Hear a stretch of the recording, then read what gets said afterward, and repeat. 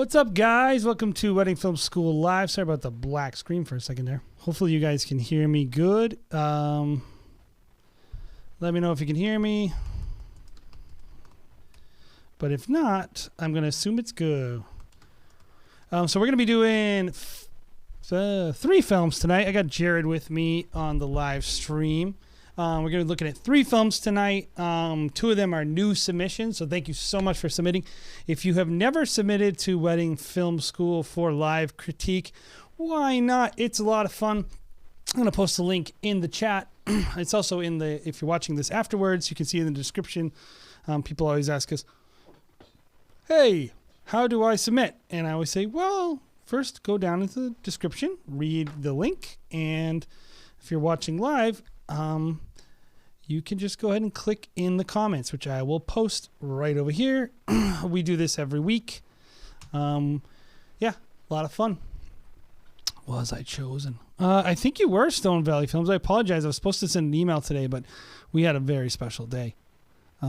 We had an email, or we had a, we actually had Jared's 1-year-old kid birthday party today, so I went down to that, so I had to bounce. But yeah, no, you're second. Jason, you are second tonight, so we're excited about that. Get your friends, get your families, get ready to watch the film. So we're excited to, hang out and talk. So Jared is with me tonight. How are you doing? I'm going to unmute you right now, Jared. Let's see how it goes. How you doing, Jared? Can you hear me? You sound great, Jared. You sound really, really great. So,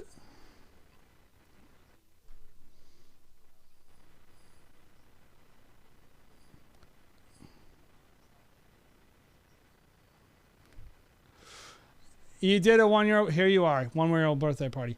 So we're gonna watch 3 films tonight. But before we do that, I wanted to tell you guys about a thing that we're kind of helping out with. We got tickets to, if you haven't heard, How to Film Weddings is doing a really cool event. Jared, you got to keep the headphones on. It will echo. Over here, Calibrate Workshop, if you've never seen about it or whatever. This is a really awesome online event.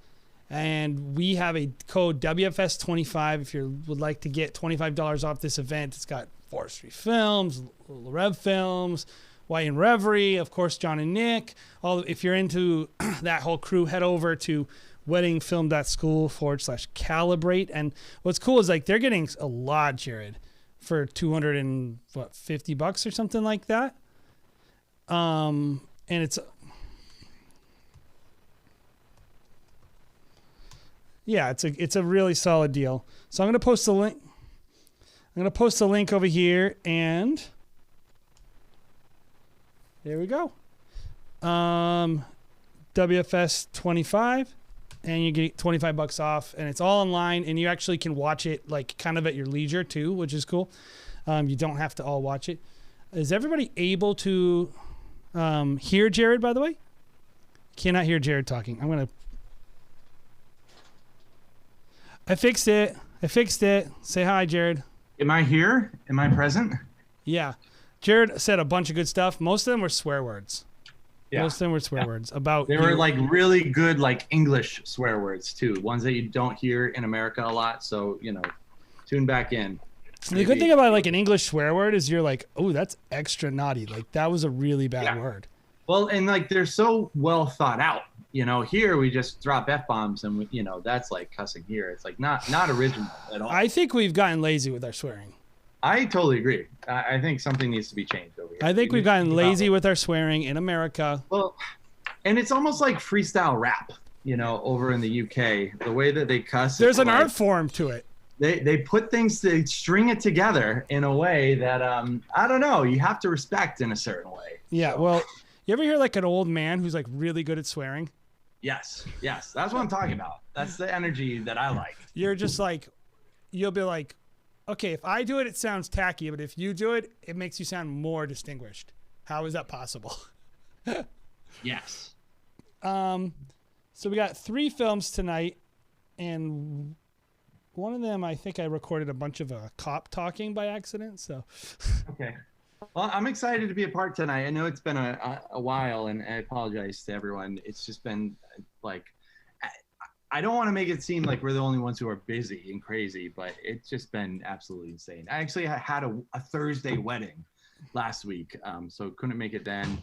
We've had a lot of those Thursday weddings. Like Thursdays, when I did a Wednesday wedding, I think that's the reason why I couldn't make it the week before. I did a Wednesday wedding, like 6 hours away from here. So it's just been nuts, like running around like crazy. So, but I wanted to say to you, Jason, thank you for keeping on and keeping strong. Holding up the fort.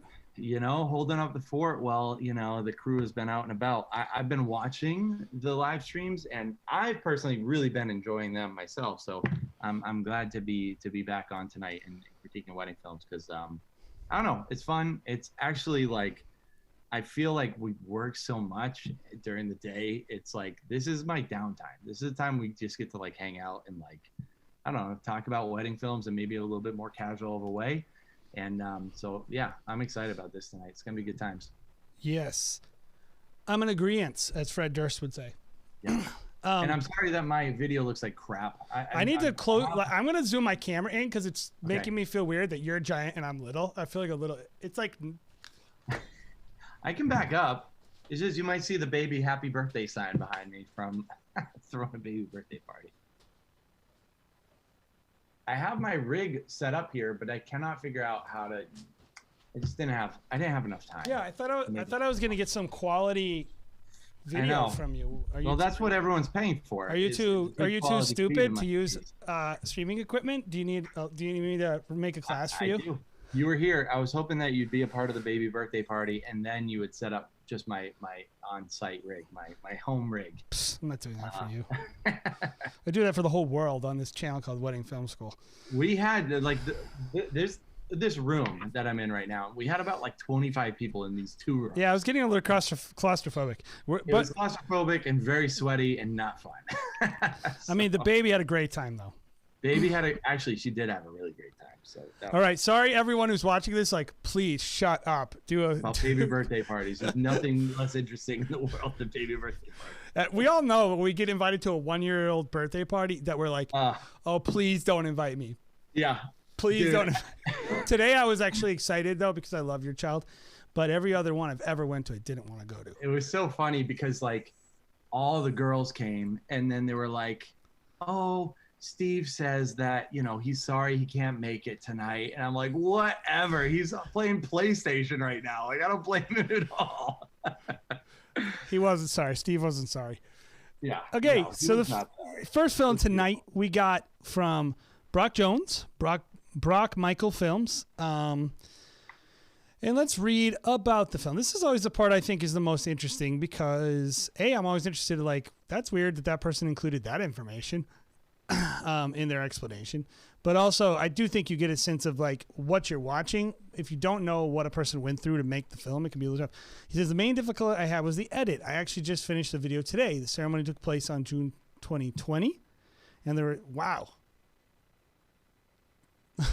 hey, this isn't a year old edit. Better be finished today. It better be freaking dope. And their reception was in May. Okay. May 2021. So I'd be curious to see why it took that long. I think he wanted to include the reception. Whether or not that was a good decision or not, I don't know. Okay. So I definitely struggled. Happened? Is that what I'm hearing? Yeah, the reception was in May and the wedding was in June. Gotcha. He said, so I definitely struggled to had to be something like that. Figure out how to start. This is the only wedding I've done spread across 2 dates. I used a mix of 2 Fujifilm X-T3s, Panasonic S1, S1H. So without further ado, here we have a film. Name of his company is Brock Michael Films. I posted a link in the chat if you want to check out their work. And here we go. Hopefully the audio works, actually.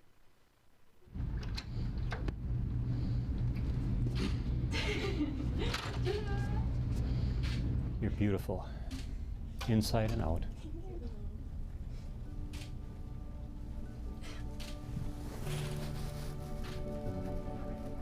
You. You'll always be my best and favorite girl.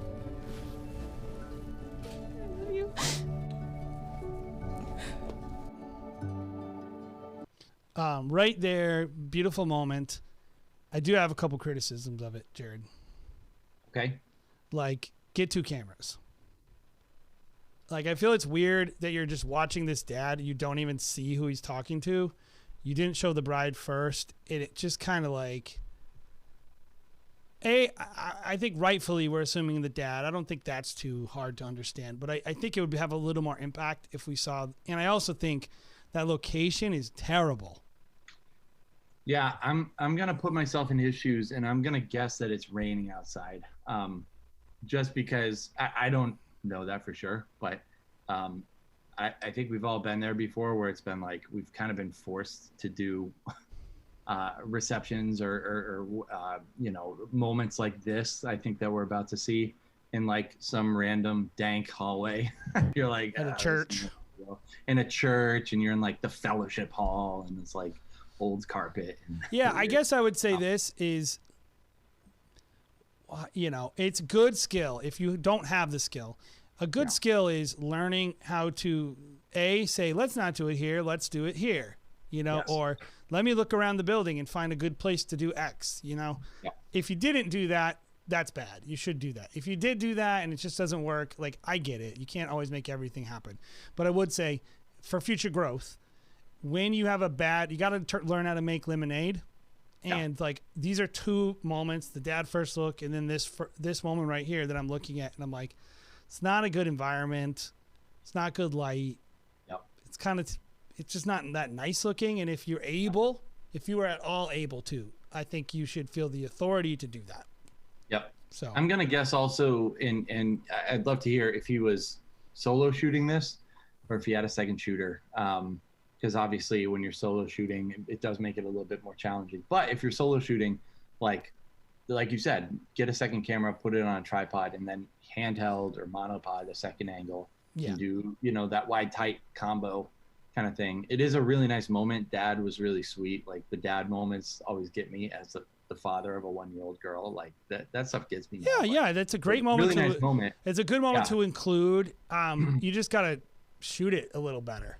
Yep. Like, and I would say, to add on to what you were saying, with multi-camera, is like finding ways to shoot in tight spaces and get the outcome that you want.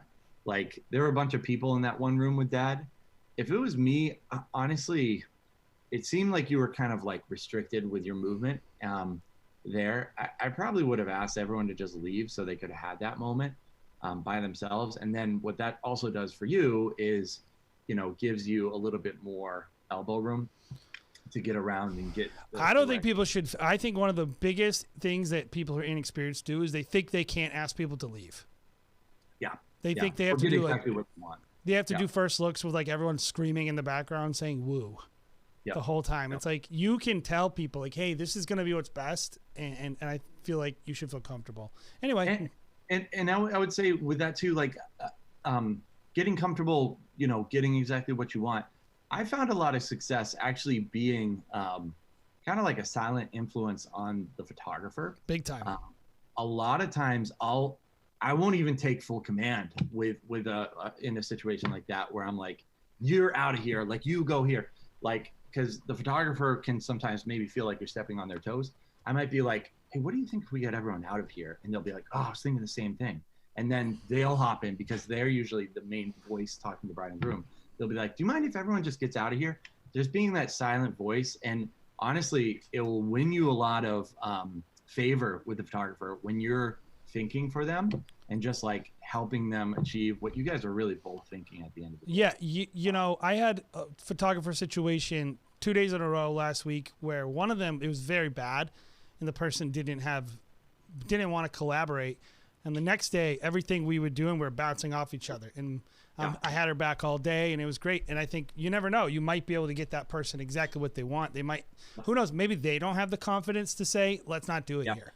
So anyway, moving on. Yep. Dear Christian, my love, cannot believe it's finally our wedding day. Ever since the moment I said yes, twice, I've been counting down this day. I promise you that this was the easiest decision I've ever made. I'm absolutely sure I want to marry you and raise a family with you and live until we're 100 plus with you. If it wasn't going to be you, I would be trying to find someone exactly like you for the rest of my life. Sadly, the truth of that scenario is that I would never find someone exactly like you, because I want exactly you. Your smile, your life. Jared, what do you think's going on with this fuzzy? It almost looks like either really cheap glass or maybe a Pro Mist. There maybe. I've seen it throughout. The only other thing that looks like a Pro Mist to me. The other thing that could be is you're going from like super humid weather to super air conditioned weather and back and forth. Well, the only reason I don't with your glass, think it's that is because I'm seeing it outside, like in a lot of those settings. Yep. I'm curious about that, if that's on purpose or if that's just an accident. I would say I've seen this in a couple of people's films this year, and my feeling on Pro Mist is like, I don't mind it, to be honest, but I don't like it when one camera has Pro Mist and the others don't.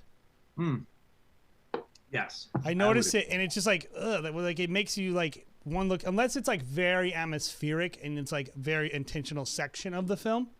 Yeah, like the portrait session is all of that, and yeah, I agree. Yeah, so so there's Pro Mist on there.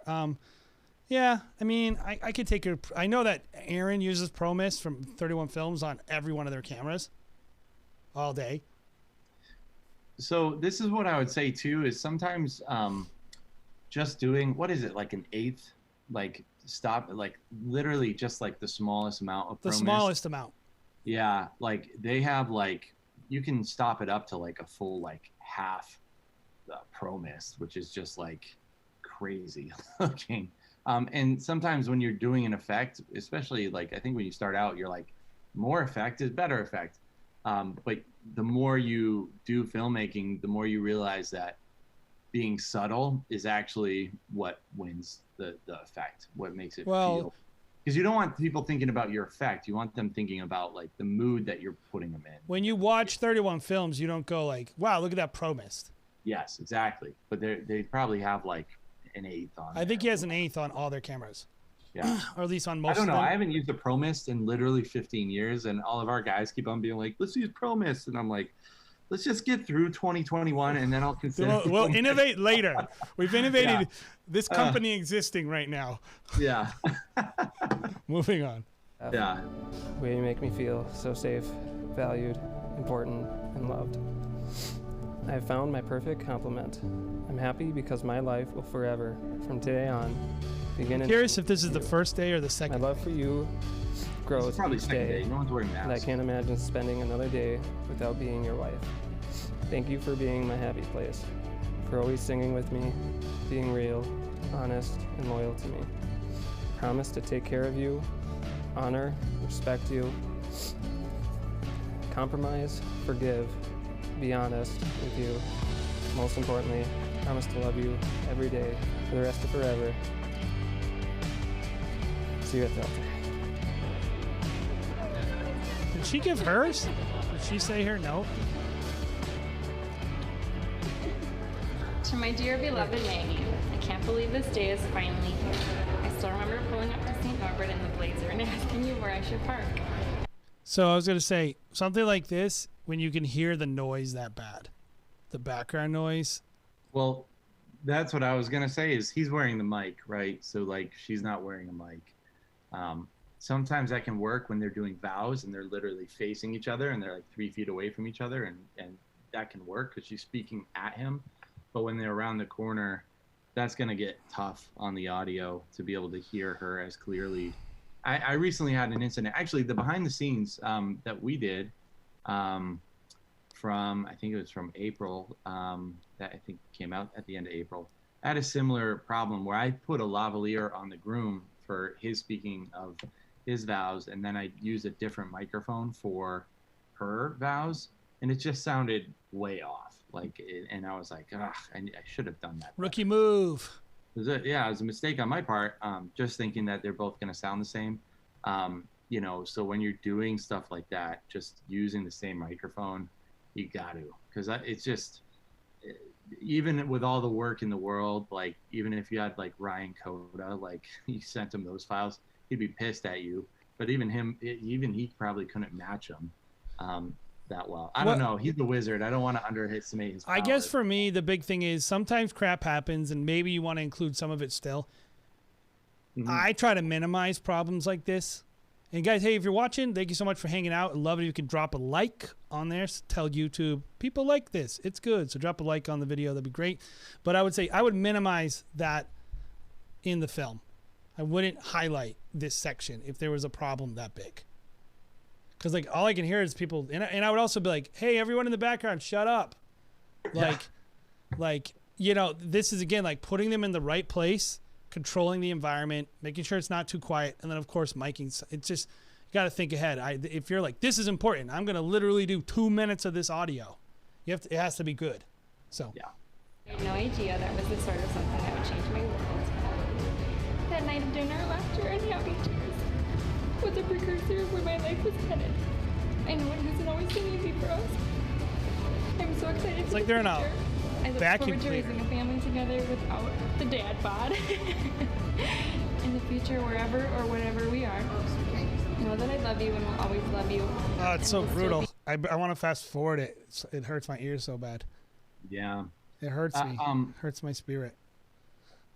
I on the shot of them on the corner too, I guess I would want to know why they aren't like super centered too, like why he is, you know, more prevalent in the frame. Yeah, why he wouldn't compose it with symmetry. Yeah, like it would have been nice to really even them out just from a visual standpoint. And then you're not seeing the way it's currently composed. You see all the people kind of walking in the fellowship hall or wherever that room is in the background, which isn't flattering. I mean, I'm assuming that it's kind of one of those things that you probably had to set up like super fast. And you're just like, all right, oh, we're here. All right, they're ready to go. Like, let's go. And you know, if that was the case, oftentimes just saying like, okay, hang on 1 second, guys. I'm just gonna make sure this is Yeah, perfect. the communication thing. You can get what you want. You can tell people, I got to slow down. I got to do this. And also, if you didn't, I guess I would say if you did slow down and that's how you composed it, I would not compose it that way, because you should compose it so that there's the visual language of when you put one person in the foreground, it's like that person's words are more important. Yeah. And then there's, of course, like putting them in equality in the frame, I think helps the story. Yeah. So. And honestly, I mean, and it's prettier.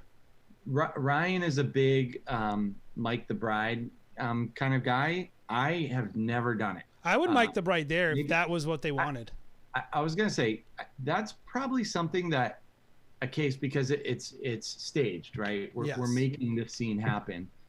So it's not a real part of the wedding day. And I'm assuming actually that speaking part was the first wedding day.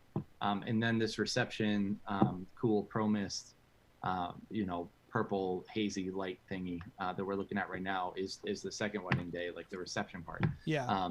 So I'm gonna assume that that's how they were broken down. So I think I probably would put a lavalier if you had a second lavalier on the bride there, because that day you probably had all the time in the world to work with the bride and groom because they just got married. It's an intentional moment too. Yeah. The other tip I would give someone is if you're setting it up like that, mic them the relative same distance to their mouth so that they will be able to be mixed. So like you might be able to go like put the mic right here on the groom, but don't do it. Because if the bride's mic is over here, you should honestly put the groom's mic in the exact same place so that when you mix them, they sound the same. Yes. So, moving on. Trying to cheer you up when you're sad. I will still be singing off-key melodies wherever we are. I will be there forever and always, yours, Christian. P.S. Let's get married.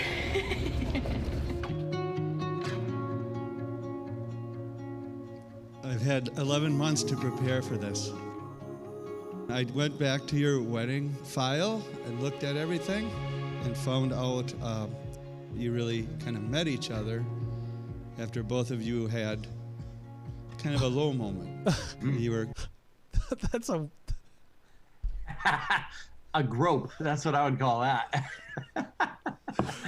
Uh, I guess my thing is like there are poses that make men feel masculine and there are poses that make women feel beautiful, and this is a pose that makes the man feel feminine or something. Like she's grabbing his breast. Like that stuff matters in like the visual storytelling. So I would strike that prompt from your portrait session. This is the thing I like. I keep on thinking, like the shots that I want to see here I do want to see some close-ups or some more closer-up shots. So I appreciate you getting in there and using your feet, because this does feel like you actually got in there. And I think like you're doing a lot of shooting with like dads and you know, you're farther away, and it seems like you're probably on like a 35 or 50 mil prime, which is a pretty like wide lens for a lot of this stuff. Well, you get back up as much as you want. Yeah, this shot seems like you actually got in there, and I think that this film really is like calling for some closer up type shots, some more detailed shots. So I appreciate like the thought there, but the movement of like him being like groped. So watch it one more time. Yeah, and the sneak around. I think that's an area that you. So what works in that kind of scenario? Like personally, like I do photography. I don't know if that's been stated before. Like, so I oftentimes am working with a bride and groom, like getting them to feel comfortable, but then also like prompting them to do things that feel kind of natural to them. And this is typically one that this is like the prom photo. It's just like kind of like a reverse prom photo where it's like the bride is grabbing him from behind. I'm trying to imagine what that looked like from a distance, though. Yeah. The thing that I would like here, instead of her grabbing his like abs or like his chest, I like when she reaches around and grabs his arm. Like if this was like his like grabbing his arm, it would just feel a little bit better. It'd feel a little bit more like natural, something people would actually do. It's a hug instead of like a hump. Like this is like almost looks like she's grabbing him and just kind of like. Oh, it looks like somebody. It's like you're just like. Yeah, giving him like a honk. And there's a couple of these in the film where it's like we can really work on the posing and making couples look natural. So low moment. You were empty, and then you see right there. That's nice. Nice. Yep. And yet we cut away. We didn't even get to see her face. Yeah. Like, you know, like that's a nice moment. And I'm noticing a lot of like decapitation in the composition in the film. Yeah. Same. Yep. And then you grew closer together, and you had this card game that you like to play, Go Fish, which connects to a gospel story. I'd say the end of this shot is fishermen. nice. Yeah, there's a lot of. They were good at what they did, but their nets were empty. Yeah, it's good. And Jesus said, "Put the net on the other side," and they did. I just keep thinking this is too heavy of a pro-mist. I feel the same. And it was full. And that was kind of the theme of the homily, is that the Lord, in that empty time, you met each other, and the Lord has filled you with each other's lives. So it's a beautiful blessing. This couple interacts nice too. Yeah. They have a good chemistry. A little awkward, but it's kind of like natural. This has been a whole year of something none of us will ever forget. Nice. But it's been a special year because they've had a year to be married, and they've had a year to get to know each other. They've had a year to learn to love each other more deeply. And that's really cool. Some marriages don't even make it that first year. They're stronger now than they were before. I have the privilege of being the father of the bride. Like Was it hunting? I missed it. Yeah. It was like a Fuji. Looks like a Fuji special. Yeah. Every week with this Fuji, I want to be like, the other day I got so mad at my autofocus, I almost threw my camera straight on the ground. And I was just like, okay, I can't do this. Yeah. I've almost stopped using the autofocus on our, we're Fuji people. So, you know, we can trash what we have a hard time with our Fuji cameras, but I like every time I look at the skin tones, I'm like, okay, but the autofocus is trash garbage. Yeah, So, it's tough. You know, luckily I do a lot of manual focus, but there are times where I'm like, I want some autofocus, and then I'm like, ah.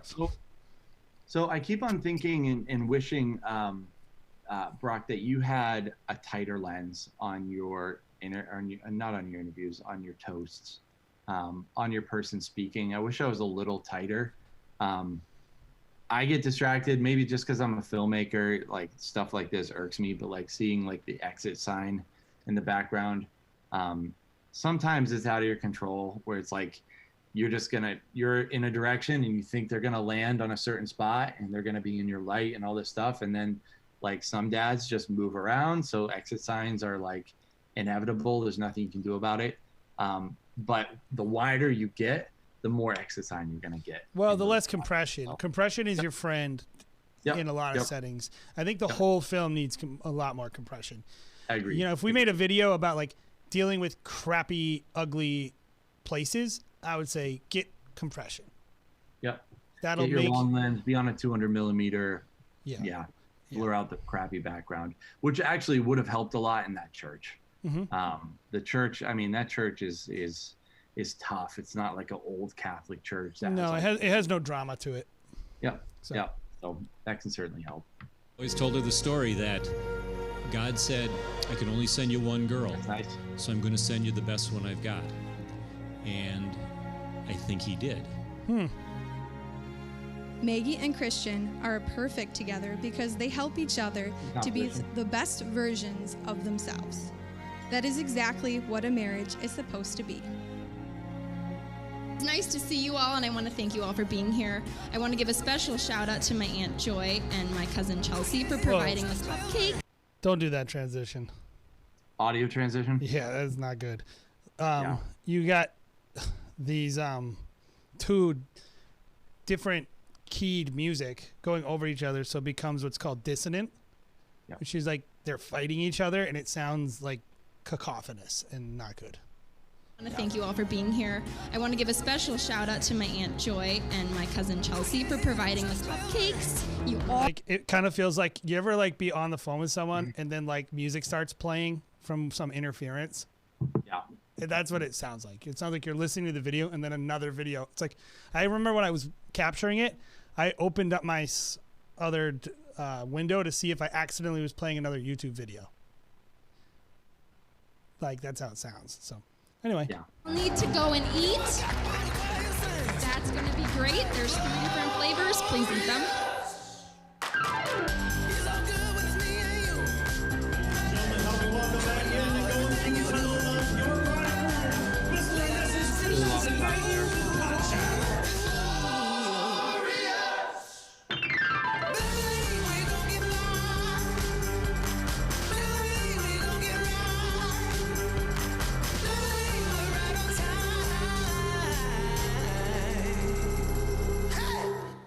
It's so glorious.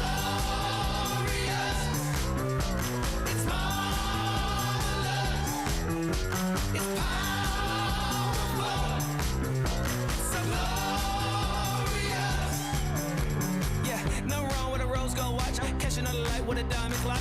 On the way to Paris in a big old jet. Yeah, we never met. Here goes the vignette. Zoom to the Louvre, interior maroon, still rocking kangaroo. Got a whole new view. Flip on my cash, broke bands instead. They said if I low, please watch your head. Yeah, it's another day.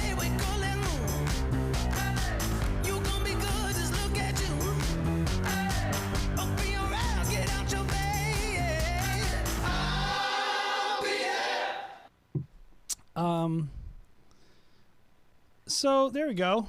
That's the film. I think don't love that font, but that's a personal branding choice. But I feel like there's like a bit of like a stuffy 1990s wedding videographer to that font. So that's my opinion. I think honestly, like I still don't like the Pro Mist, and I still wish there was a tighter lens. And I wish he would have gotten in there a lot more during the dance footage. And to me, just for my own taste, it's a little cheesy the way it was edited in the dance footage. All that being said, though, I felt like it was true to the couple. And I felt like it did pick up the energy. And when I watch it, I'm like, oh, these people probably love this. Yeah. The couple. So, I mean, that's my take on like the dance floor stuff. I wish he would have been like gotten in there a little more And honestly, the whole film, I kind of keep thinking like, you're shooting like you have a gimbal, but it doesn't seem like you have a gimbal. So anyway, so let's just kind of give it a little bit of just the whole thing, Jared. Like, now he was going with a challenging situation, which is a 2-year wedding. I guess my biggest question is this a success or a failure that I couldn't tell what day was what? I don't think it matters really. Yeah. But I could probably tell just because we've been doing them ourselves. So like, yeah, we've done some of these. I feel like if you have been doing wedding video for the last year, you probably have intuition as to like, well, this ceremony was probably done a while ago and now the party's happening now. Like, because you just see a lot of people in the reception stuff. There wasn't a bunch of tells, though. It wasn't like masks all over the place. I think it was done well. And it wasn't like this was the first day, this was the second day. So I think that was successful. And they merged together, which I think that's what he had addressed. Probably your intention, yeah. That's what he had said, and I think that was successful. If your goal was to make it hard to tell and to make it feel like a kind of a cohesive experience, I think it was successful at that. Yep. Yeah, I do too. I think that was a success if that's really what you were going for. I thought the moments that you were able to and chose to incorporate in the film were right. Yes. You had that nice moment with the bride and groom. Like, that probably meant a lot to them. Dad's moment was, awesome. You don't get moments like that all the time, which was great. But I think we talked a lot about execution on the shooting side, wishing that there was multiple cameras, wishing that there was diversity in your shot selection. Like, even this shot right here, we're decapitating this guy. And it could be, if you're going to shoot with this crop, you have to shoot with this crop. Yes. So like, if you're going to crop it like this, you have to shoot knowing you're going to crop it like this. And if you do, like, there's no reason you can't nudge it down like that. Yep. But you like, throughout the film, we're decapitating people. We're cutting off the tops of their heads. Yeah. At this focal length, you don't want to be cutting off his head. Maybe when you're like super tight, like here, that's when you start cutting off. Yeah, I mean, based on compositional rules in film school, they would tell you like, until you get to a tight, you really shouldn't be decapitating people. No. Like, at least give me a cowboy. Yep. You know the cowboy shot, right, Jared? Oh yeah. At least give me. Jason taught me that in high school media class. The cowboy. Yeah. The cowboy shot is a composition used back in old westerns, so they could show the guns being pulled out. Yep. And it's right above the knee, and above the head, full body, right above the knee, and that is a shot that's a composition you end up with a lot at weddings because you don't always get full body. That's pretty rare that you can get that wide. Yep. Especially during dances, you just set it up and they dance in and out. But you can always like kind of keep the headroom going, and you can cut them off above the knees. And I think when I look at this frame, this sequence was tough because like you have all the dances back to back to back to back, and it just looks like jump cuts here. It's because you're using the same camera angle. You're using this like, which I still think it's probably like a 50 millimeter, roughly, maybe a 35.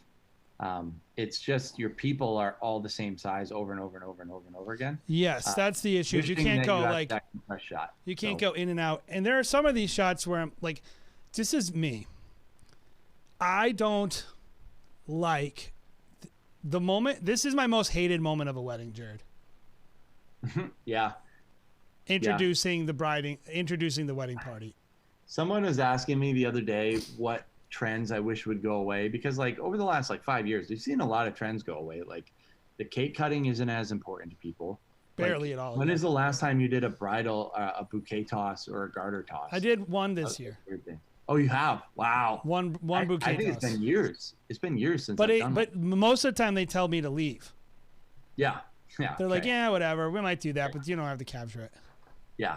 You kind of have I haven't seen a groom for years take off the garter with his teeth. The first couple years in wedding filmmaking, I would see that all the time. Yeah. This is the one thing, the introductions and like, oh, we're so creative. I just spiked the bouquet, and that's like, ugh. everything. I can't stand it. I now. hate it. I'm like, I've seen everything. Nothing's actually. Well, new, the biggest thing is they always screw it up so bad. Yeah. They're like, or they look at each other and like, were you there the other day when that was our wedding where the lady bit it, or was that a Facebook wedding? Yes. Yeah, the mother of the bride, I think, slipped and fell on her face. Anywho, yeah. That being said, I hate this moment, and I wish it wasn't in anyone's film. So I don't want to be biased and just be like, it's good or bad. Because when I see this, I'm like, he's wearing a crown at his wedding? Yeah. Like, come on, dude. You're supposed to look cool on your wedding day. You don't look cool. And so, like, I look at that, and I'm like, I wonder the silliness of this sequence. I don't know if it's a good or bad thing. I don't like the silliness, but maybe they love it. And so it's hard for me to really gauge. I think that's why we're wedding filmmakers, is like, we have to figure that out. What will the couple love? Yeah. Can we talk about the edit a little bit? Because I do think, like, that was the hard part that he's talking about, right? Was like, this was the challenge. And I think the edit would seem tough to me because you don't really have that diversity of shots to be able to cut between and make things interesting. It's a lot of like the same types of shots. So I think like mixing it to be a little less chronological and a little bit more just like, here's a bunch of crazy things that are happening back to back to back to back to back, would help. Also, doing some more like post zooms and changing your focal length a little bit more by just zooming in post might be interesting a little bit, because this just looks like a lot of jump cuts back to back to back because you're just on that same focal length, which will make the edit really tough. Are you talking about specifically in the dance footage? Yeah, the dance footage, like here, there, well, and the dances with like the parents, that is the same focal length.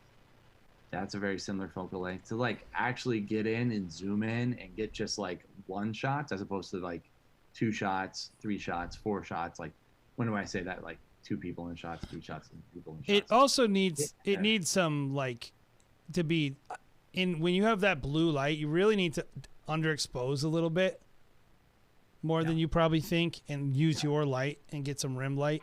I think it needs it. Anywho, I want to say this. I think there's a lot you can work on in terms of like your craft, your shooting, and because it's kind of like, why do we have Pro Mist? What's the reason? Like, I don't feel like the film matches Pro Mist. It doesn't feel like a Pro Mist film, and so I think like if you want to shoot with like, to me, Pro Mist is when you're trying to imitate film, the softness of film. This doesn't look like film to me at all. Yeah. Like, it just looks like kind of poorly white balanced footage with the Pro Mist.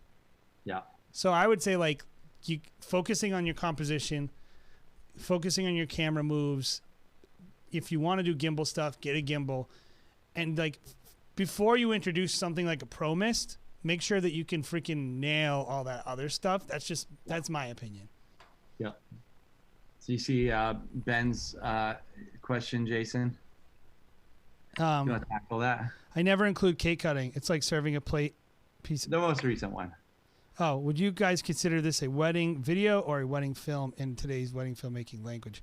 I think that's a silly, stupid distinction. And then people who tell you that that's important are just pretentious, fake artists. So that's my opinion. So I would say, me personally, I would consider them all wedding videos and wedding films. It's more a wedding video than a film. It's not shot on film. It's a video by definition. So yeah, I just think it's semantics. Like it's just like, maybe it's mentality. Like, I don't know. I think whatever you describe your craft as is totally fine. It is what it is. Yeah. I understand people are like, oh, well, there's a place in the market for wedding videographers, and then there's a place in the market for wedding filmmakers. I think there's a place in the market for less good films and better do that, films. they're just trying to put other people down. Yes, that's what it ultimately is. And I just don't think that's really necessarily the place. And then also a lot of people who say they're like, oh, well, I'm a wedding filmmaker. I look at their work and I'm like, I mean, okay. Okay. Oh, wow. So you included 2 letter readings in your film? Yeah. Wow. That's I just think crazy storytelling. It's not even worth focusing on that discussion because it's like, I don't know, just get better. I think marketing is great. It doesn't further the conversation. We call it wedding films in marketing. Yes. I think it matters to marketing. Sure. I don't think anyone should be marketing their films as films. They should, or as video. They should market them as films. But like, technically speaking, you're doing videography. You're not doing filmmaking. Yes. I think that's a good point. I think that's a good distinction because like when we talk about it, you know, I feel like people will just look at this exposure here, Jared. This right here, when you're dealing with these neon lights, guys, they're hyper bright, but they're like only one frequency. So you got to be careful with your sensor because it's going to be extra sensitive, even if it won't look bright. Because of the fact that it's not full spectrum light, it's going to be messy and it's going to be harder to expose. So typically, when you blow this out, it looks like it just looks weird. Anyway. Yeah. That exposure needs off-camera light. Yes, it does a lot. Anyway, so I would say let me give some positives. I think there is a lot of good things that he did in terms of like, I think his instincts on like what are the good moments, what should I be showing, are very good. That's probably one of the most important things to being a wedding filmmaker, and especially making people happy. Being someone that makes money is being able to deliver to couples the moments that they would expect to see that are important to them. And I think he did that really well. I think it's clear he cared about the couple and he tried to give them a film that they would love. And I think it's sellable. I think like there are plenty of couples that would love this film. So that I want to just give all those positives because I think there's a lot of positives. Based on, well, and this is probably saying something because based on the film that was shot, I feel like I know them enough to say that they probably love this film. Yes. You know, they looked at this and they were like the bride probably loved the fact that first you included that really awesome part with her dad. You know, that meant something to her because she was crying when it actually happened. So you using it is just even the goofiness and like the silly parts and the high speed and all the goofy, silly things. Like the guy came into his wedding with a crown. They're gonna love it. They probably loved it. Yep. So, all right. Yeah. So overall, I think Brock Michael. Is that your full name, by the way, Brock Michael?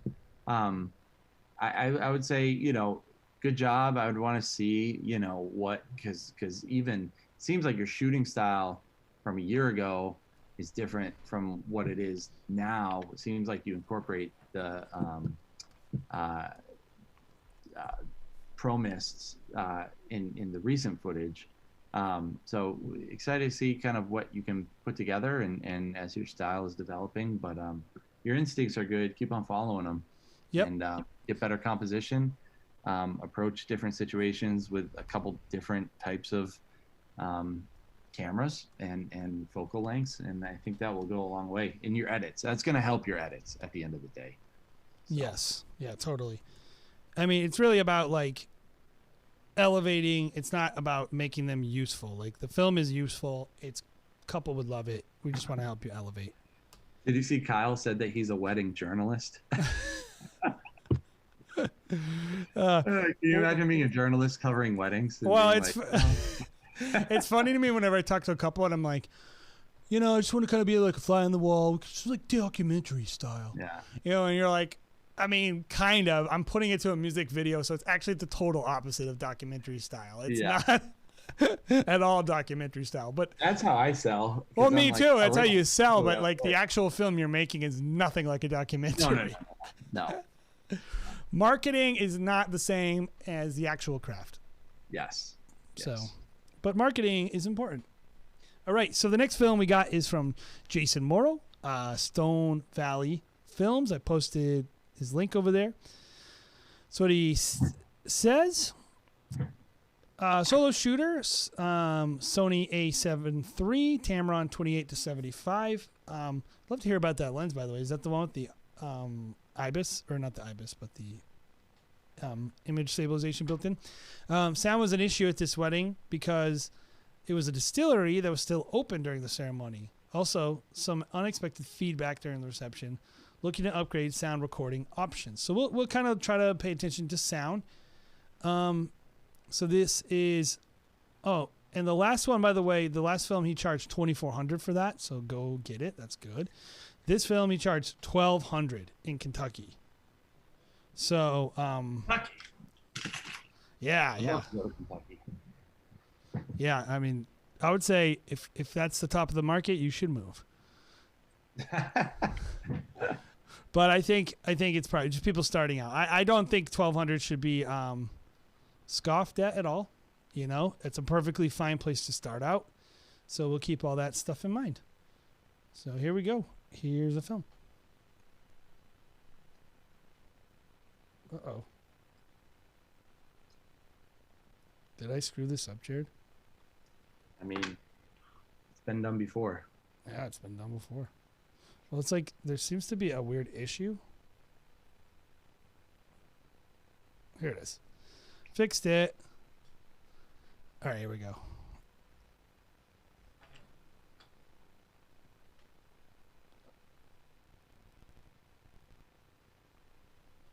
Now, here we go. Classic. Back then, our lives were very different. Ooh. I was mad for a party. You were mad for a horsey.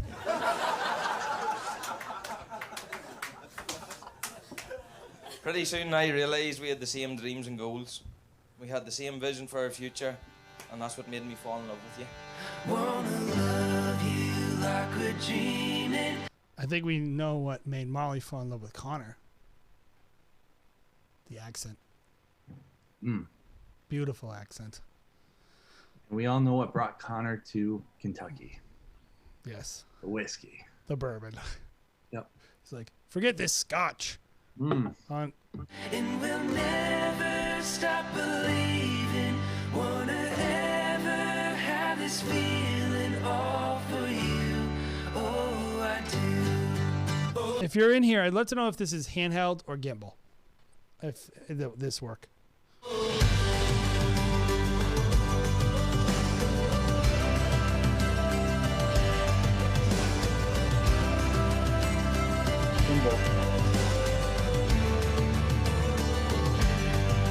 That's a rough white balance.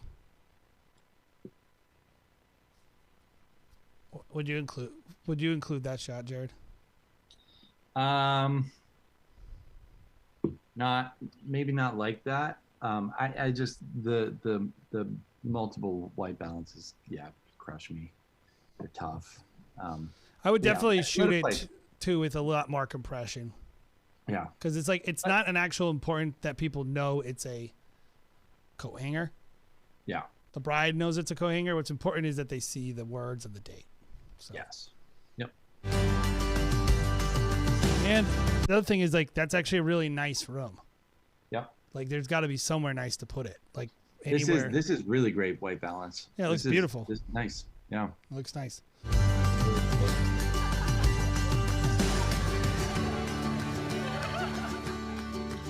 I like the ambient audio. I don't feel like I've had enough drinks in order to do this part.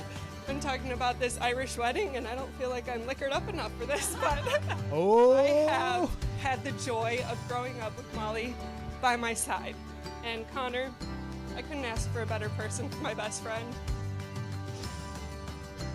I remember holding you as a precious gift right after you were born and watching you grow by leaps and bounds.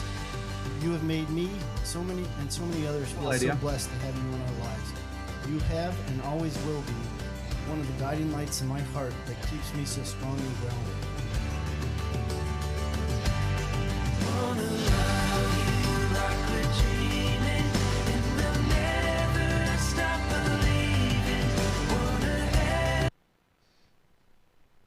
I just want to look at this one more time.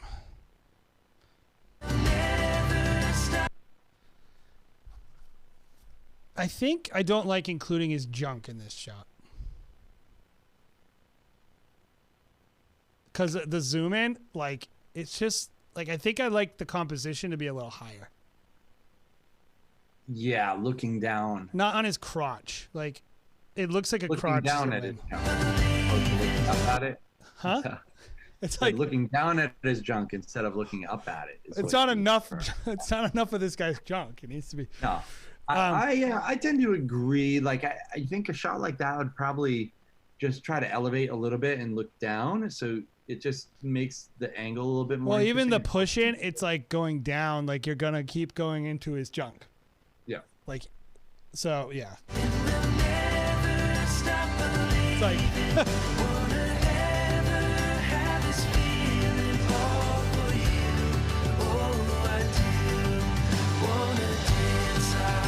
I want to take a moment and talk about people standing like statues during portrait sessions and how to not include that in your film. In general, I think with our films, we basically try not to include the just like unless like this shot's fine because you're showing the flowers and stuff. But like I notice it a lot where it's like instead of where you have this moment right here, right? I would be looking. I actually did I was coaching a guy the other day. I think I was with Travis, and he said, "Here's the moment you're actually trying to get. The moment when the bride goes, or when the photographer says, "Oh, all of you laugh," and they laugh, and then they talk a little bit, and like there's that interaction that's natural. And I go like, and I told Travis, I said, right when they start doing that, do your move, because that's what we're looking for. We're not looking for this. We're looking for the interactions. Is that? Am I off there, Jared? No. I think you're. I think the thing that I try to get in those sessions is the in between, like the photographer's going to take photos of the bride and the groom and the wedding party, and them looking off camera at somebody like statues. I agree. It's not that it's not flattering. It's just so boring. What's actually interesting is when in between, when they're like laughing, or a lot of times I'll use the stuff that the bride and group or the when the photographer's like, okay, everyone look at each other and laugh, and it's like corny. But on camera, it usually looks pretty good because it looks like they're naturally interacting and laughing. Like you want it to look organic. That's the main thing. You don't want to make it seem posed. There are times where like you are trying to make it seem posed, and you're like put them in a beautiful vista, and you have them. I'm not saying there's never a time. I just think when you have three people standing unnaturally, not talking to each other, I think that's really what it is these bridal party and these family sessions. How can we elevate those and make them feel better? And I think the whole reason their family and friends are there is to connect. And this is a great connection moment you could include if you can find the right clip. Yeah. So maybe these people just stood like this the whole time, by the way, and we could be totally wrong. But my guess is there's probably some interactions that we can include. Yes, Jared? I just wanted to commend Fitz for the Frank Sinatra and High Society. That is a good reference. So good job on that one. Yes. I love that movie. That movie's in Newport, where I live, so it's a classic.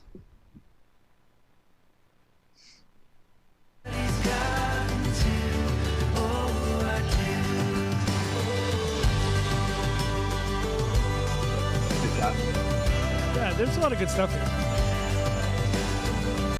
Worst time of day, by the way. So brutal. So brutal. Yeah. Hey, can I tell you about an idea I have, Wedding Film School and Jared?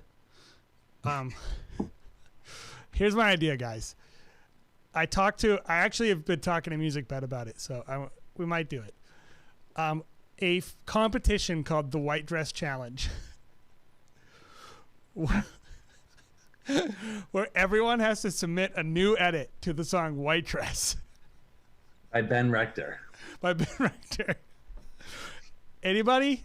Thoughts, guys? It doesn't have to be the whole film. It has to be at least a minute of the film, though. Yes. I think that would be amazing. And then you do it in like the White Dress film competition or whatever. And then Ben Rector is the one that announced. Yeah, Ben Rector is the judge. If I could get Ben Rector to judge the White Dress film competition. So fun.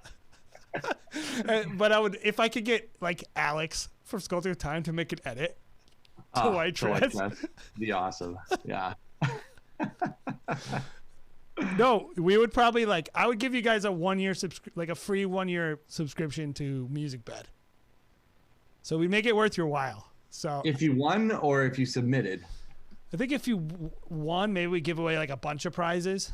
Yes. But I literally would do it. I think it'd be super funny to watch. So yes, me too. Is that the one? Yeah. Oh yeah. Yeah. Yep. Is that? It's a classic. I think everyone who's been in the wedding industry for probably 5 years, I don't see white dress used at all anymore. No. There was the most classic wedding film song. What are the other? Hey guys, what are the other wedding filmmaking songs that are just overplayed? And besides all of Chapters, but white dress is the one that just immediately comes to my mind right now. Isn't there a lyric about the dress coming off? Oh, I don't know. I think there's a creepy, sexy lyric in that song. Kind of wow. While we're done listening to white dress. We could have a listening party too. Yeah. Great. Okay. Version, an acoustic version. Sorry, we'll keep this going.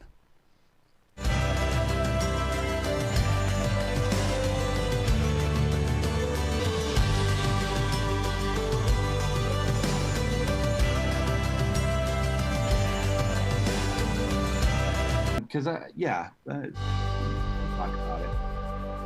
I promise to you, I always make you and our future family my #1 priority. I can't wait to make a lifetime of memories with you. I love you so much. Today, surrounded by those who mean the most to us, I vow to honor, protect, and respect you for the rest of our days. I will forever stand by your side, support you, and comfort you through all of life's joys and sorrows. Connor, I am yours forever and always, all that I am and all that we will be.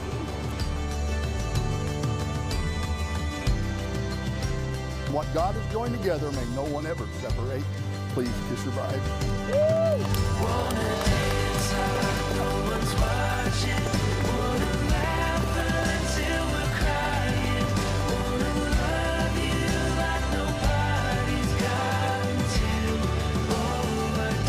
That's good.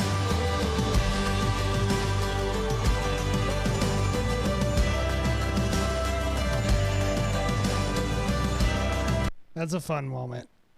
Yep. The denied kiss. I'm wondering though if she actually kissed him. I wonder if I would have included that or not. But it's a funny moment. By the way, nice. She's coming on Friday, and then the clothes spark, which I literally for years thought was she's coming on Friday, and then the clothes fall. That's what you wish it was. I mean, that's what actually is going to happen. Yeah.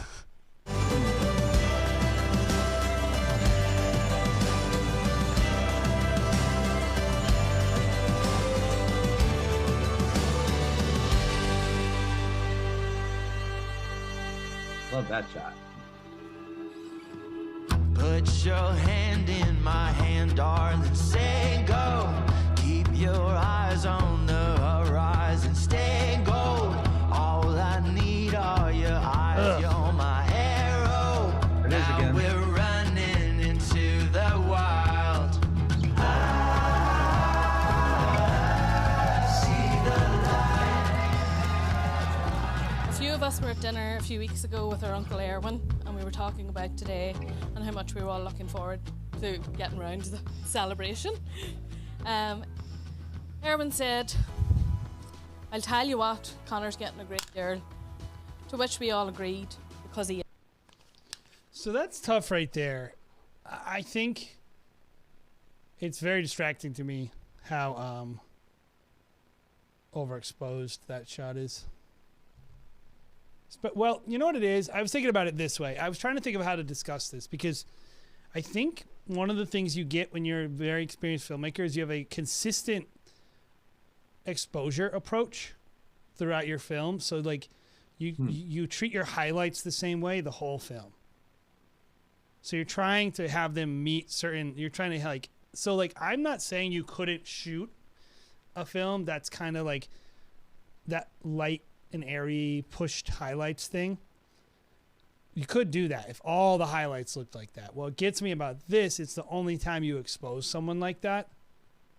And it just stands out to me. It's just like, and I wonder about that. Like, I don't know. That's a more philosophical idea, I guess. Is like, what is your exposure philosophy as a filmmaker? Because like, there's of course, wrong exposures, but there's like definitely a range of what's acceptable, and it really depending on your color grade and all the things you know. Kyle's in here from 87 and Smith.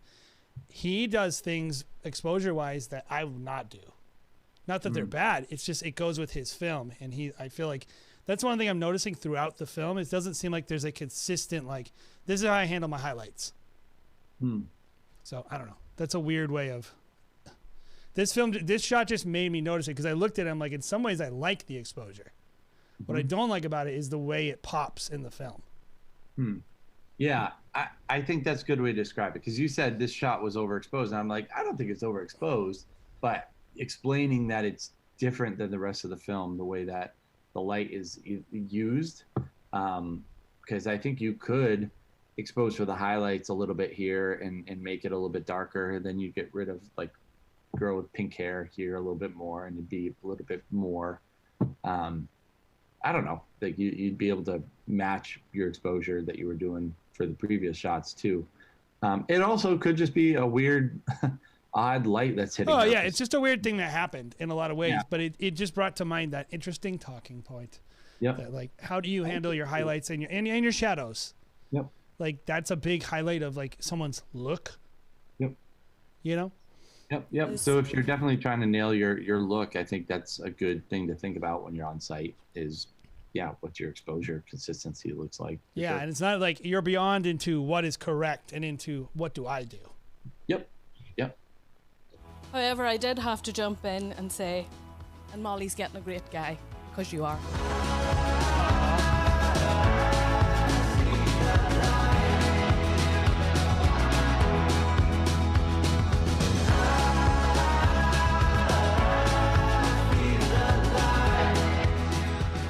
These two have been so resilient, patient, full of grace. The love story that we all want to see continue happens tonight. And love you guys so much, so grateful that you met. I was with Connor, not the night that he met Molly, but soon afterwards, and it was pretty easy to tell that he met something special. You know, he his whole that audio's messed up, but I like that shot. Even though I don't love that groom is like just goofing around, or not groom, the whoever those people are, groomsmen. I don't like what they're doing, but I like the way you lit it. It looks cool. But that to me is like closer. It's a little different than the other things, but that to me doesn't stick out in a bad way. That sticks out in like, oh, that's cool looking. Yeah. I'm not noticing the audio by the audio problems he mentioned. This is the first time I've heard an audio problem. Yep. I think the audio's been fine. Attitudes towards, everything changed, and you could see that he wanted to do right by this girl that was now in his life. Put your head on my shoulder, you're safe now. When the rain comes, we'll head for the high ground. If the stars watching over us fade out, we'll keep running into the wild. Is that an indoor Fire sparkler? Yeah. What the heck? It's Kentucky, man. Yeah. You can do that. This isn't some like communist northern state we're talking about where they never allowed that. It's the police would just immediately arrest you. Yeah. Take grandpa to jail on the left-hand side for, anyways. I think the thing I like about all these shots is the different depth, the different range. I love that you're not afraid to get in there and like, the dance floor's covered well. People's faces, like all this is gimbal, which I want to talk about at the very end, kind of the challenges of shooting an entire wedding on gimbal. But I like that you're getting in there, and I feel these people's joy. I feel all the emotions that they're having on the dance floor. It feels really nice and fun and good energy. So. Yeah. I think I have my own thoughts, but I think you did a good job with the dance floor.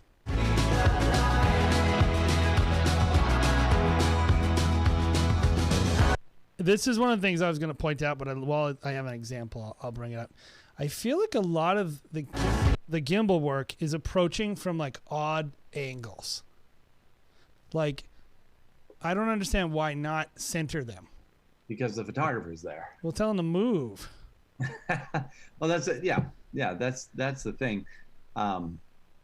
That's what's actually happening is they're looking off at the photographer here. Yeah, I would be like, hey, can I get that shot?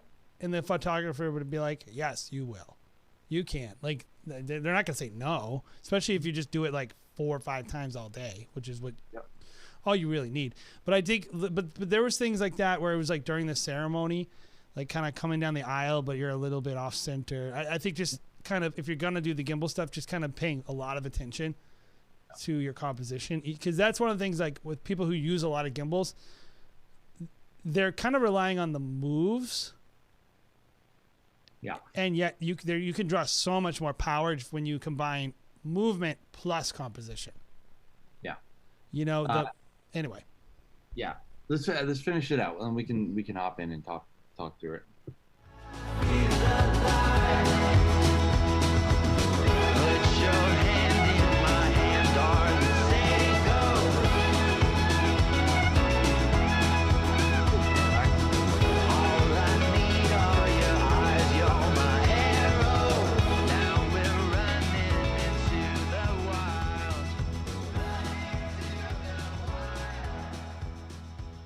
Okay. That's cool, man. Yeah, it's a good film. I think definitely some areas that I would look at is just intentionality with the gimbal, right? That's my feedback on the gimbal stuff. So yeah, I was gonna say that like doing an all-day gimbal wedding is an approach. I think it's extremely difficult because what you have to do on a gimbal is switch up your shots. So that means Alex does a lot of gimbal work, Alex Douglas, but like a lot of people do. Sure. He has a 24-70. So that means he can get wide, he can get tight. So he's doing his tight parallax stuff. So he's changing his look completely because he's able to zoom in, zoom out, and still get kind of movement. But a lot of his stuff won't feel like gimbal. A lot of times he's just like has a little bit of just like really subtle movement. Well, he's also doing multi-day weddings with massive amounts of B-roll. Something that I noticed about a lot of these films is, or a lot of shots in this film is they weren't tight enough. Like I felt like they were in sport mode at times, and I'm not sure what gimbal you're using, but sometimes you know how you can be in sport mode and you'll be moving, and sometimes it'll just go like, at the end, and then you included that in a lot of these shots. And it's just like, that is going to make it feel a lot less luxurious to a client who's looking for a more expensive product. That being said, this film here is $1,200. Like, oh, totally more than that. Be charging a lot more than what you're charging. Yeah. I'll totally pull a Matt Johnson and tell you that you should be charging a lot more. And maybe you're at the beginning and you're going to use this film to make more money. And I would say definitely do that, man. You should definitely. Yeah, like, that definitely should be minimum $2,500. These shots are great. Your exposure I think your exposure is spot on for a lot of this film. I think it looks awesome. Your color is awesome. It feels Irish. I think that was the whole theme. So I think you're successful in making it feel that way. Your hero shots of your people are great. I love a shot like this, which is just like focused on the bride. Super, and then you kind of blew out the people in the background, but you know what they're doing. So you know what you're doing with the gimbal. I would just say using the gimbal the entire day is really tough. Switching up your shots from wider to tighter to give yourself a little bit more diversity in your shots. And then also, I would say if you can get your hands on a second camera and doing handheld and switching it up between your gimbal and then your handheld, and maybe having your gimbal be more of like your establishing shots of like, B-roll showing off your settings, and then maybe your people shots which are like more documentary kind of stuff where you're just like covering, is a little bit more handheld, so you still have some motion in there. Sometimes when you're doing, I call it documentary style, where you're just covering the things that are happening on a gimbal, things surprise you. Things will pop up and you're like, oh shit, like I gotta like go get this person who just walked into frame. And that just doesn't feel great when it. I think that the modern camera, there's no excuse for people, unless they don't, which, yeah, if you can't afford it, that's fine. You can, one camera on a gimbal for highlights, you can do that. But if you can afford it, there's no excuse for people to not have a handheld camera and a gimbal camera for so many reasons. Like the movement of handheld, the flexibility of it, the ability to just get moments. I think it's great. I think the big thing I would say is, I don't know you, Stone Valley, but my guess is you were lacked a little confidence to ask for some of the things that you wanted. So like right here, that's a good shot. That orange light is bad. Maybe you could have told them to turn it off. Maybe you didn't feel comfortable. Like the shot that I pointed out with the gimbal where they're looking at the photographer. Maybe you knew it would be cool, but you didn't feel comfortable interrupting.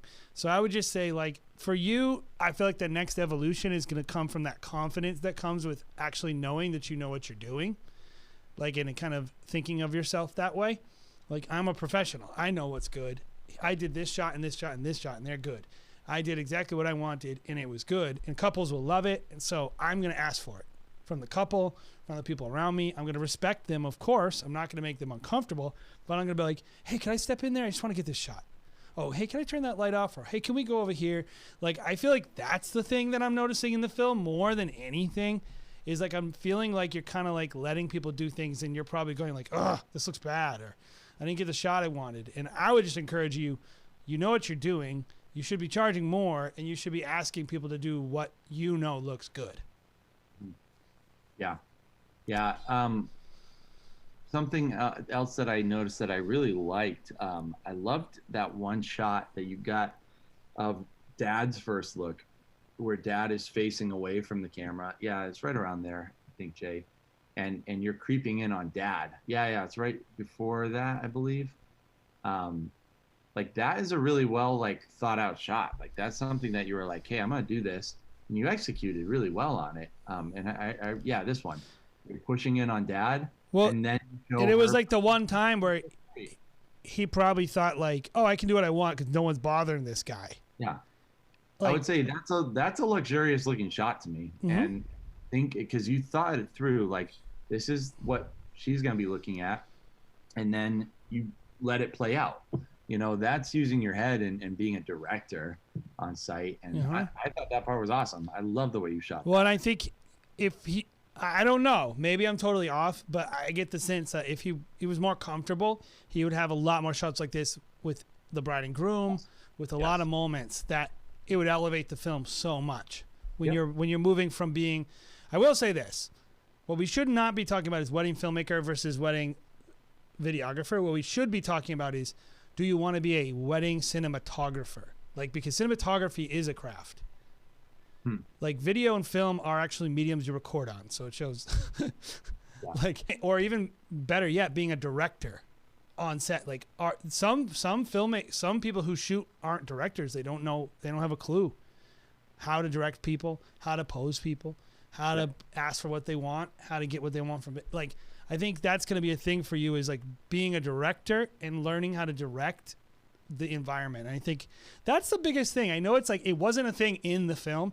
It was when I was like, oh, that's good. That's good. That's good. Why isn't everything that good? Yeah.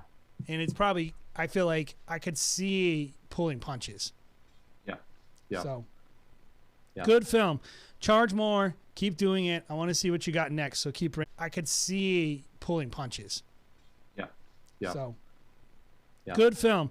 Charge more. Keep doing it. I want to see what you got next. So keep bringing it. Yep. Color is awesome, by the way, in this film. I think it's super consistent and great. Yeah, there's a lot of good stuff. So this is our last film, guys. We're kind of just a little crazy these days, so we've been doing a few less. Tomorrow, Jay. Bill, Jay, and I have weddings tomorrow. Boston? You're in Boston? Yeah. You're doing it too? I'm actually just shooting raw footage. Great. And a live stream. It's a weird day. The Yeah. couple's like, I don't know, whatever. They're like, yeah, we're just gonna like, I don't know, like do whatever, and then like we're gonna have like dinner with like 20 people. So you broke up there. Was that me that muted you? Oh, I might have muted me. Oh, so I have no idea. Like I think it's gonna be fun because I think the couple is gonna be really chill and fun to work with. Yeah. So I'm looking forward to it actually. The nicest hotels in Boston too, so it's just kind of like funny. Oh, and I love the staff there, and honestly, like I told them, my Saturday wedding is gonna be crazy. These people have their big feature of their day, as you told me, is these hawks. Yeah. They're like, maybe we could do like a portrait session with the hawks. Yeah. I was like, they're having it's falconer. A falconer. A falconer is the ring bearer, and the falcon is gonna bring the rings down the. I was like, oh man, I wish I could do this wedding. Sounds pretty trippy. The dad's doing a tarot card reading station. Yeah. Cool. The whole thing is just wacky, and it'll be fun. So immediately I was like, I need to assign Jason to this wedding because he'll just be so freaked out. I need Jason to interact with this day because you'll tell the story the very best. I will tell the story the best. It's gonna be fun. They're really like, I just have no idea what to expect. Yeah. Oh, they're gonna cut each other's hair too. Oh. In the woods. Yeah. I think it sounds. They are so nice. They're Those wicked people. nice. Anyways. They're really nice, and I'm looking forward to it. I'm actually looking forward to both these days this weekend because they're just different. Like a dinner. Shout out to all these awesome, weird like my wedding on Saturday is I'm filming for 5 hours on Martha's Vineyard. It's gonna literally take me 5 hours to get down there and get back, and we're just gonna be there for 5 hours, and we're gonna head back at night, and that's all they wanted. Just in and out. I think they have like 12 people, getting married in a field, dinner in a field, toast. I'm out. Oh man, I mean, here's the thing: there's so much money to be made in wedding filmmaking, guys. Like, just get this basic stuff down, and then just get your branding down. Yeah. And you could just make money hand over fist. Yeah. So, and I think it's interesting because a lot of the challenges that I think was it Bruce was going through, Bruce Michael on the first film. It was like, how do I combine this 2 days kind of thing? And I think wedding filmmakers, we're really trying to solve a lot of these weird problems nowadays of like, okay, these people have all these like weird ideas, like your wedding tomorrow is just like 20 people in one of the nicest hotels in Boston. Are they even going to give toasts? Are they just like, nothing's planned, they just want it to be laid back and like, well, but that's what's fun for me because I get bored with normal weddings. Yeah. So I'm like, oh, now I have to think of a way to cover a dinner party only. So my plan is like, normally I don't show people eating. I have to show people eating. Yeah. That's my story tomorrow is like the food, the tables, people clinking glasses, like handheld stuff of candles. Like it's raw and it's going to be, I mean, given that's what I think I'm going to do. We'll see. Yeah. But anyway, it's fun.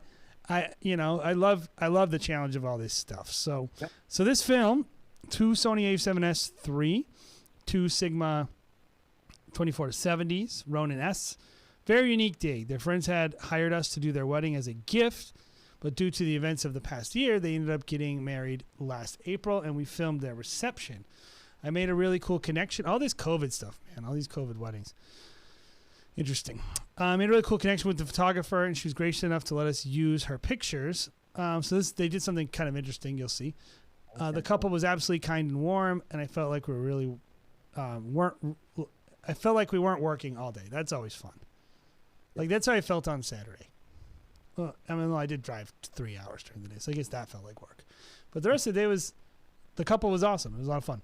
All right, so here we go. Here's the film. Let me give the link. This is Derek, I believe Benoit. Correct me if I'm wrong. But here we go. I'm going to send you guys the link, like I said. Hey, guys, and also definitely be sure to check out Calibrate. If you aren't able to go, then you should go anyway and figure out a way to go. And one way to figure it out is to use this code, which is WFS25 to get $25 off of Calibrate. The other thing I want to remind you guys about is Vision Quest is still a thing. And I'm pretty sure they're not going to put a mask mandate in Texas, so that'll be nice. You now have to wear a mask when we go to Vegas, Jared. That'll be... Is that a thing? Oh, yeah. Did they just make that a thing? Oh, yeah. I try not to pay attention to literally anything or anyone. Any mask-related news. Well, just literally anything or anyone. Now. It's just like, oh, I didn't know. And I feel like you can pull that a couple times before people just start, telling you that you have to do things. But yeah, not looking forward to. Yeah. So if you guys want to go hang out in Texas with us and Alex Douglas, and I'm actually like, John and Nick, they'll be there. Head down there. Like, there's all kinds of people that are going to be there. It's going to be a freaking epic time. So see you guys in Texas. If you don't and you just want to do the online stuff, go to Calibrate. That's going to be a great time as well. Like I said, we got a code in there. $25 off, WFS 25. It's going to be a lot of fun. So this film, let's check it out. I already like that we start with an old lady in this film. I like that. Different beginning. So that'll be good. Oh, you're going, Kyle. That's right. I knew that. Here we go. Why is this not working? This thing just changes settings every time I switch files. I don't know why. Jay, Ben asked on your wedding on Saturday if there'll be capes or not. There probably will be capes. This might be the wedding where they have that weird religion that you were talking about. This would probably be the closest one. Or like they all just stare at the Falcon, and that's them getting married. The Falcon's psychically communicating the wedding message. Yeah. That could happen. You want me to read it again? Just one more time. Okay. Well, I can get some 3-in-1 oil, should I? You tell me when you're ready. You have to be quiet now. Okay. All right. I've known him all his life. He's never been quiet. Okay. You say you want some advice. Do you want it plain or spiced? If you are having a snit, don't try to sleep on it. Look each other in the eye. Apologize and maybe cry. Pride is good in the proper things. Just remember why you're wearing those rings. Such a good beginning. Love it. So Perfect. Good. Yep.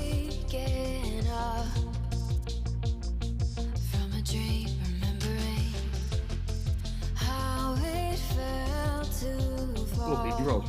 Yeah, there's a lot of good stuff. Oh, that's really cool. That's really cool. I want to point that out to you guys. So these are after the wedding with the photographer's photos. Yeah. And really cool idea, like way next level in terms of effort.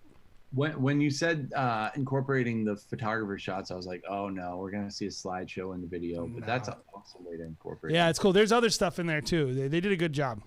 Yeah. Like an actual original idea.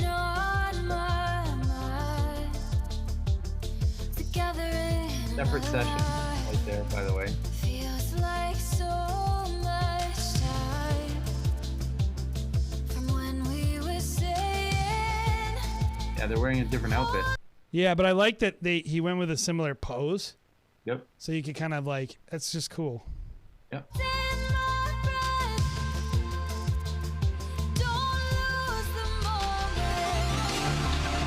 Good song too.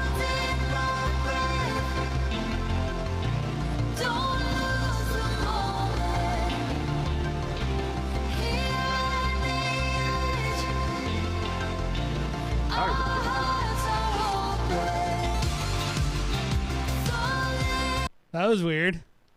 I think I liked it though. That was weird. I wanted to point out, guys, that you're talking about Vision Quest. We have a discount code, as well as people who, by using our code, you're going to get a guaranteed review by Alex and Whitney Douglas on your film, which is really cool. And you're going to get a free LUT pack from Alex Douglas. So, that is really cool, actually. So you should buy from us using our code. You're going to get money off, a review by Alex and Whitney, and a LUT pack. I didn't even know we were doing that. I've said it a lot. We're busy though. As you said, your philosophy is pay attention to no one ever. So yeah, that's it. I'm happy, man. But Alex made a special LUT pack for us, which I is knew really we were doing the LUTs. I didn't know that they were going to review a film. That's really cool. Yeah, first 5 people to buy tickets. Word. So, and they're not cheap, so I understand if you don't, but I think it is worth your money if you go. Yeah.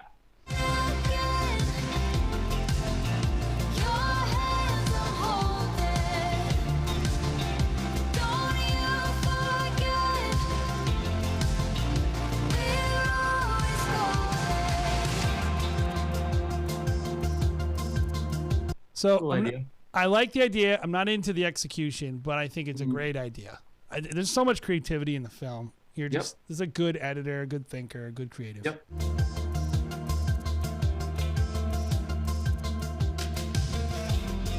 So the pandemic obviously changed Natalie and Tony's plans a lot, and they got married last year on April 18th, and it was a beautiful ceremony, and it gives us all a reminder that we are not in charge, because Rosie always reminds me of that I'm not in charge.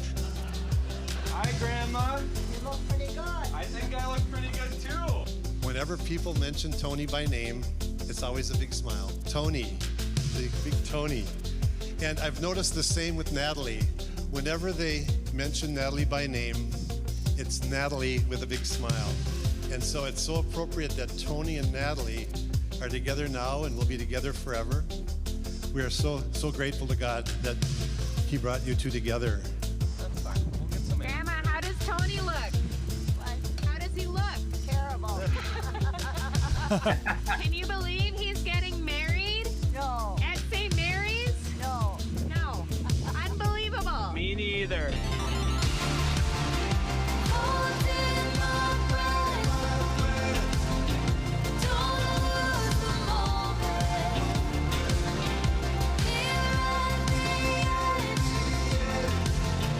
The really good sense of musicality in the edit. Yep. Like, I think that's what's important to me. When like, is it popping? Is it kicking right where it needs to kick? And I feel like it's such a little thing right here, like this drone move. It's not like this great shot in this awesome moment, but it's like, how do I make this not stupid and boring? Do this with the beat.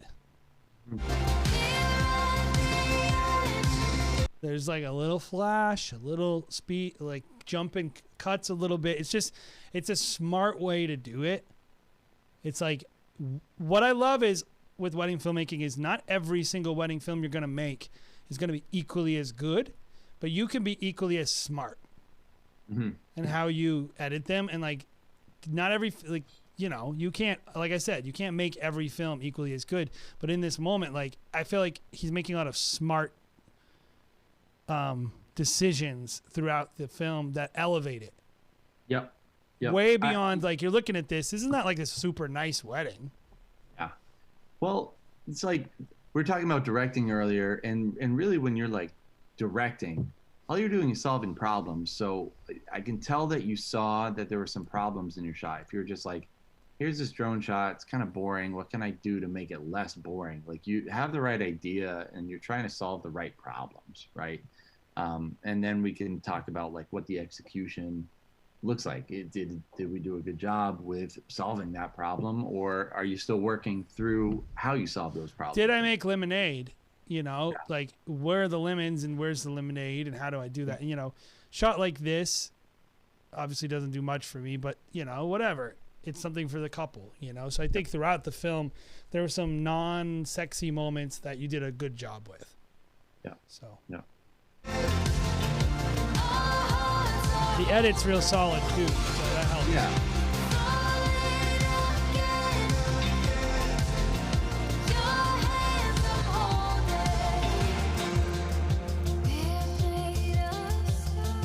There will be ups and downs, but they will make you stronger, and your love will grow each day, even when you don't realize it. Trust in God, and all will be well.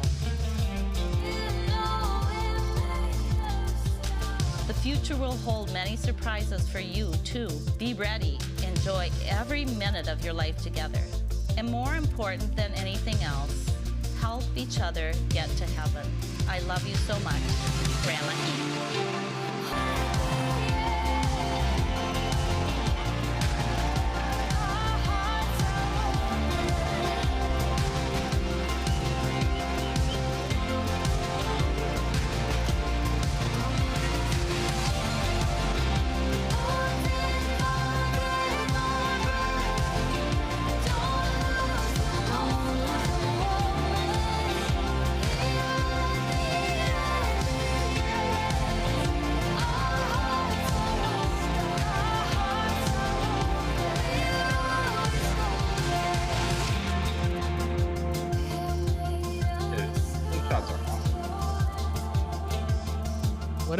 Whatever setup this is throughout the film. That camera and lens setup is beautiful. I think the gimbal stuff, I could take or leave some of it, but this is awesome looking. What do you say? A7S3 and Sigma 2470?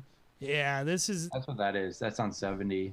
Yeah, I just feel like the compression on it. I wonder if those gimbal shots wouldn't have been better, especially when you have a session like this. It's in the middle of the woods.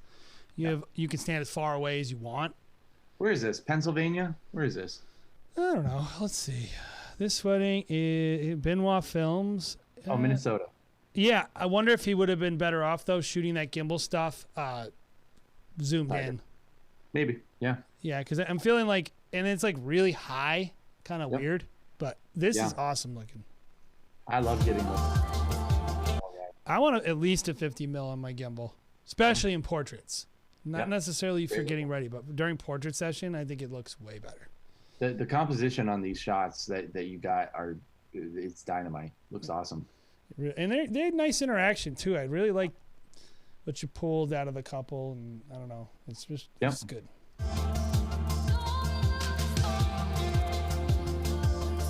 Like lower or something, it's just like weird angle on that gimbal. So something that I would consider on some of these shots, because I do like the fact that he's doing the double exposure thing, but when you have a frame like as wide as a cinema frame, like putting one exposure on one side and one on the other, like wide on the other, I would almost prefer that as opposed to like a true overlay personally. So if you're going to do those, that me as somebody, because I want to see both things happening, I want my eye to be able to search the frame a little bit, be able to be like, oh, that's cool looking, the way that interacts with each other.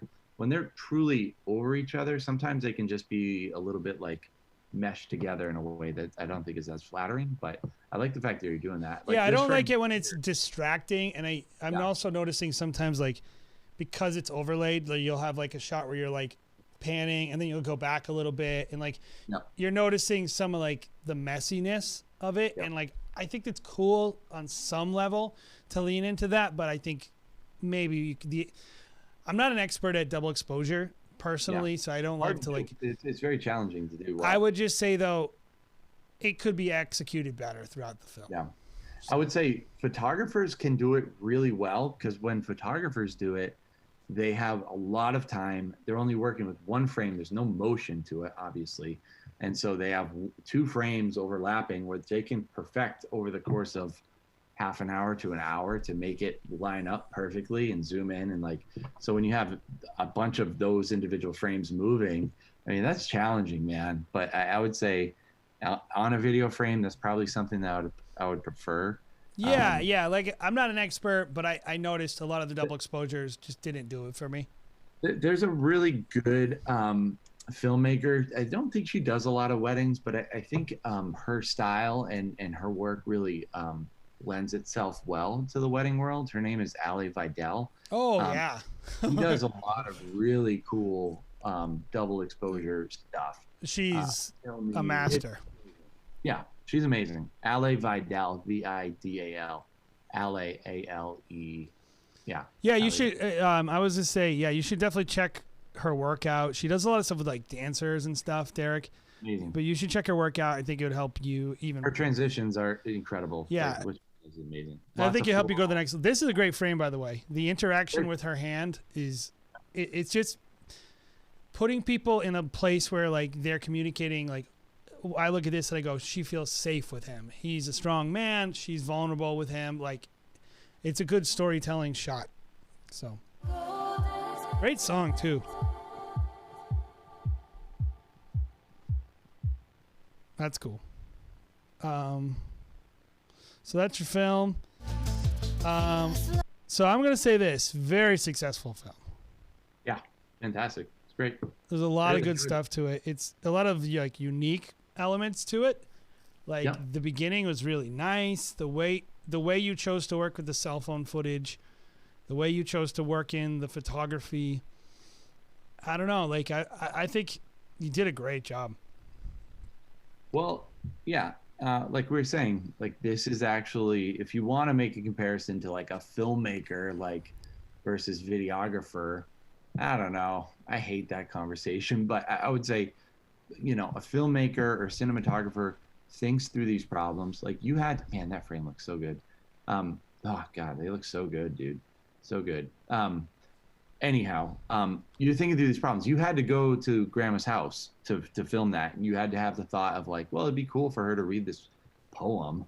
Like that means something to them. Like you had to think through that. And I commend you for it. Like that stuff is thoughtful, and you put a lot of thought into this. Takes a lot of time, takes a lot of effort. It takes a lot of luck to get it right. But and then the other thing that I would say about you and your editing style is I can tell you love music. I can tell that you like the song that you were working with and you were feeling it. Like there's a certain like swag when you're getting into the edit that you just have to like, it's not what's up here, it's what's in your heart, and you're just like feeling it, man.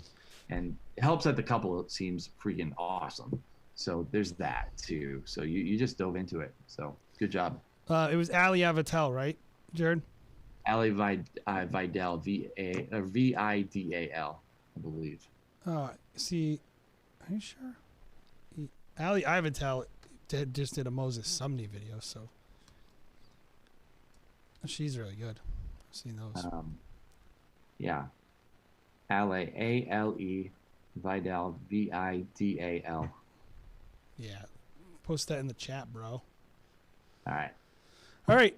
So I think the film's very successful. So this other director I shared is very good too, guys, but she is not the one Jared was talking about. Yeah. This goes like to hijack my conversations and my recommendations. Both are good. Both are good people. You should look at both. They're great female filmmakers, and they're awesome. So there's a lot I loved about the film. I think in general, the only thing that I saw that was a little bit negative is I do think the double exposure execution could be a little better throughout the film. And I don't know what it is, that gimbal work in that portrait session just was like it's just that frame right there just doesn't do it for me, Jared. That frame right there? Yeah. I want it to be lower, maybe? It almost seems, is it a drone shot? No, it's like it's like super wide or something. It's just, I just wanted it to, I felt like this would be a perfect moment to go 70 mil and give a nice parallax of them dancing, or like, it seems like you could have done whatever you wanted there. And I wonder why we chose to do this. I guess that's maybe it. That's my only like, really like, I don't like this moment. For me personally, this is what I would say about a wide shot is I think a well-composed wide shot is much harder than a shot that's go back. Yeah, that last shot. A perfectly, no, it's back. It's just a nice tight shot. I think a nice tight shot is a lot easier to compose than a nice wide shot. In a flattering way, for sure. Yeah. Like to do something that looks quote unquote cinematic. Yep. You know, even though actually when you watch movies, they do much more wide than tight. Yeah. Most filmmakers are, they would be at least mid-wide, but pretty much like wide angle is very, very, very common because they're trying to give you a sense of place. A filmmaker would probably never shoot that high and down direct, like at that angle. They would probably put someone's feet more parallel with the ground. And give you more of a sense of those trees in the background or the sky. Yeah, composition wise, I think I would want to see a little bit of the intersection of trees with them, but I mean, that's a little thing. That's a little thing. That it's just and that's just my reaction to it. Maybe you love it, and in which case you did. Who cares what I think? So, but I like the film a lot. It was very original. Yep. Yep. So, if you would like to be featured on Wedding Film School Live, then I would say head over to our website. We also got some stuff. One of the things that we've been doing, and we're going to keep, we got even another one coming out about, Bobby and I just did a podcast. Actually, next week we're talking about don't quit your day job. And, but we have all these resources on our website that are business resources for wedding filmmakers. And if you haven't checked them out, they go with our podcast episodes. They go with our shows. And I would say, check them out. Like, I really want you guys to become not just good filmmakers, but people who run successful businesses, profitable, to make wedding films forever and don't have to just quit, you know? And so we put a lot of effort into these downloads and a lot of the stuff. And for us, that's like, we want Wedding Film School to be a channel where you can learn about wedding filmmaking and you can do the fun stuff. You can talk about gear, all that. But we also believe Wedding Film School, if you're going to school to learn to be a wedding filmmaker, a professional wedding filmmaker, you need to learn some cool business stuff. So we got those resources for you over there. If you go to weddingfilm.school/resources and get a download, we got budgeting, all these cool stuff. So what time you got to go tomorrow? You got a wedding tomorrow, right, Jared? Yeah, I'm probably gonna leave the house at 10:30. Got to pick up my assist at 11:30. Be to the wedding at 1:30. So we're gonna grab some lunch on the way. Get to drive my new 4Runner, so that's fun. Cool color, by the way. Cool color on that. I love it, man. It's freaking dope. Makes it all worthwhile when you're crazy busy summer. You buy a new car, but pretty easy day tomorrow. Should be fun. Should be easy. The couple's cool. We're on Cape Cod, so should be a good day. So thank you guys so much for watching Wedding Film School Live. And I just would say, please drop a like if you enjoyed it. Please subscribe if you enjoyed it. And definitely, we got a podcast for you to check out. We got a awesome Facebook group. Like, we want to be one of the #1 resources on the internet for wedding filmmakers. And pretty much it's all free. And so any way you can support the channel is awesome. Hopefully you guys are having a great night and enjoy your weekend making wedding films. Bye, guys. See you guys.